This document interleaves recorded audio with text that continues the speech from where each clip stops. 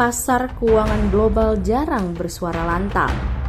Ia tidak berteriak, tidak berkampanye, dan tidak berpidato. Namun, ketika ia bergerak serempak, dunia biasanya mendengar. Pada Selasa malam waktu New York, dolar Amerika Serikat jatuh ke level yang belum pernah disentuh sejak awal 2022. Tidak ada perang resmi yang diumumkan. Tidak ada krisis keuangan yang meledak tiba-tiba. Yang ada justru rangkaian pernyataan politik dan sebuah pesan halus dari pasar. Kepercayaan sedang diuji. Di balik angka indeks dolar yang merosot, tersimpan drama politik global yang semakin terbuka. Dunia mulai menghitung ulang resiko bernama Donald Trump.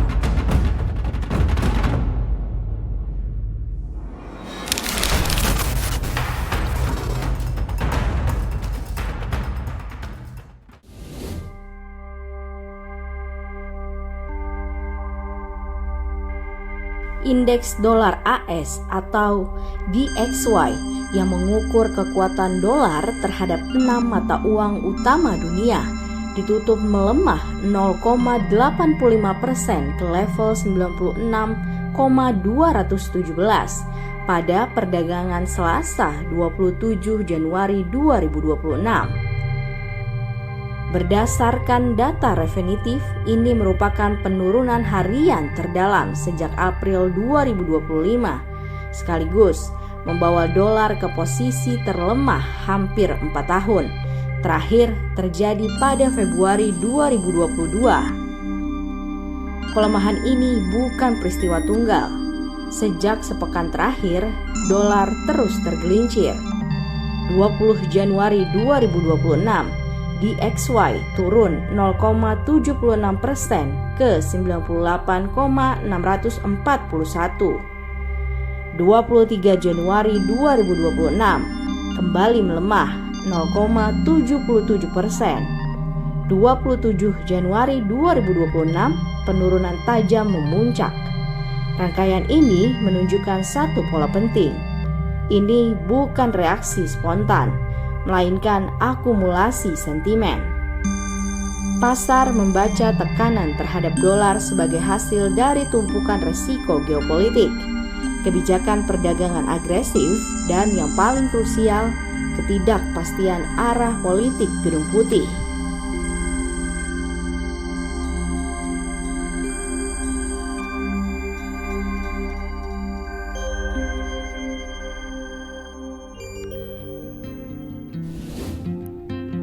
Api pertama muncul dari Eropa Utara. Pernyataan Donald Trump yang kembali menyuarakan keinginan mengambil alih Greenland dari Denmark langsung memicu ketegangan serius. Denmark bukan negara sembarangan. Ia anggota aktif NATO. Isu Greenland pun melampaui persoalan wilayah dan berubah menjadi soal komitmen aliansi dan stabilitas geopolitik Barat.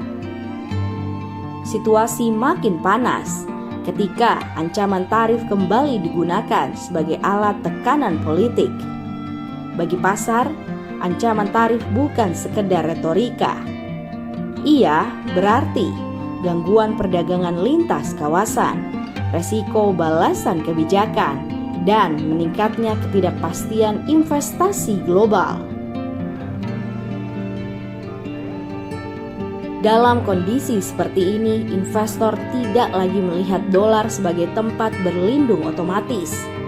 Justru sebaliknya, resiko kebijakan AS membuat dolar ikut dijual.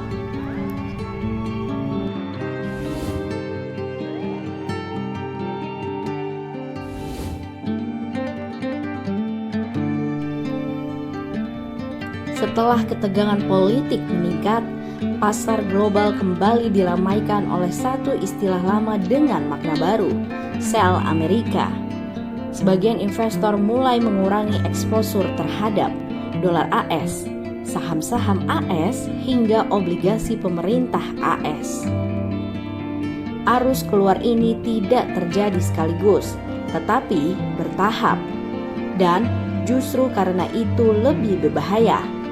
Setiap dana yang keluar berarti konversi mata uang, reposisi portofolio, dan penurunan struktural permintaan dolar. Jika pelemahan didorong oleh reposisi jangka menengah bukan sekedar reaksi harian, maka tekanan terhadap dolar menjadi lebih lengket dan sulit dibalikan dengan cepat.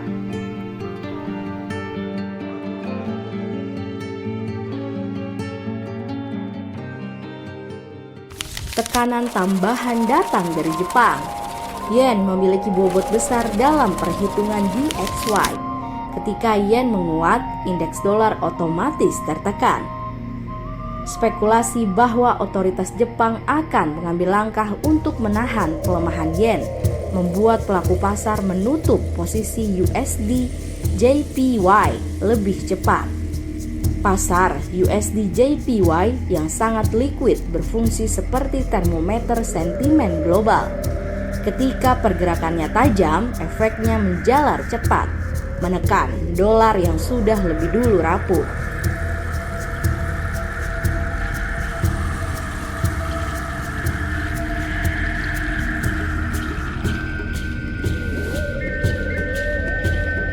Di tengah kondisi yang sensitif, pasar menunggu satu hal, sinyal stabilisasi. Yang datang justru sebaliknya.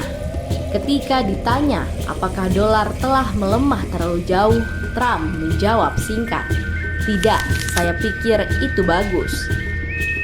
Bagi pasar, kalimat itu lebih penting dari yang terlihat. Masalahnya bukan pada klaim bahwa dolar baik-baik saja, melainkan tidak adanya urgensi untuk meredam pelemahan. Trump juga mengatakan ia tidak menginginkan dolar melemah lebih jauh dan ingin nilai tukar mencari levelnya sendiri. Namun, pernyataan ini justru membuka ruang tafsir. Dalam bahasa pasar, ketidakjelasan batas toleransi adalah sinyal resiko. Akibatnya, tekanan jual tidak mereda, malah berlanjut, mendorong DXY ke titik terendah dalam 4 tahun.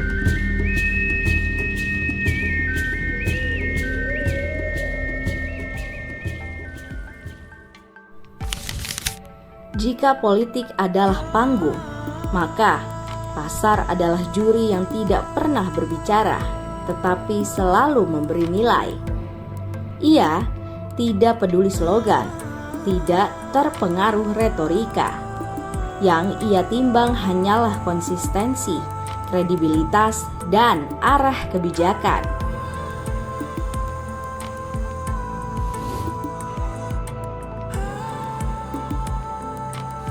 Pelemahan dolar saat ini belum tentu menjadi krisis. Namun, ia adalah peringatan awal bahwa di era globalisasi keuangan, kekuatan mata uang cadangan dunia tidak hanya ditentukan oleh data ekonomi, tetapi juga oleh stabilitas narasi politik. Dan ketika narasi itu dipenuhi ancaman, tafsir ganda, serta konflik lintas sekutu, pasar akan bereaksi lebih cepat daripada diplomasi. Dolar telah bicara, dunia mendengar.